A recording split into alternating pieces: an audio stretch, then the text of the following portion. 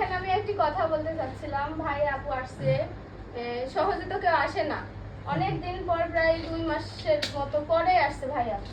আমার ভাইয়া যে এত অসুস্থ, আর ভাইয়া দেন আমি বুঝি না, পুরুষ মানুষেরা এরকম অনেক চাইপে থাকে থাকে থাকে, যখন পারে না অধৈর্য, তাও মনে আপু তোমার চাপা চাপির পরে ভাইয়া দেখাতে আসছে ডাক্তার।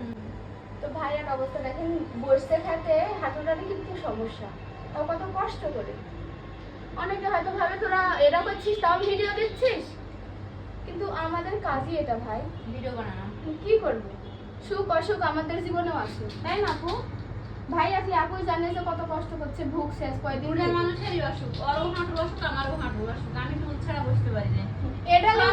এডালে আমার অনেকের সমস্যা আপু, তুলে বসালে হ্যাঁ আমি আমার বাড়িতে আমি রান্না করি টুলে বসে থেকে, আমি ভাতটা খাই তাও ভাই। আর কিন্তু শরীর স্বাস্থ্য মাশাআল্লাহ ভালো ছিল, কিন্তু তার চোখ মুখ দেখেন এখন যে অবস্থা, শুকায় গেছে, অনেক সময় ক্যামেরাতে আসে না।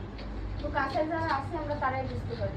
মেলা হ্যাঁ, তো সবাই দোয়া করবেন আমার ভাইয়ার জন্য, যে ভাইয়া তাড়াতাড়ি সুস্থ হয়ে যায়।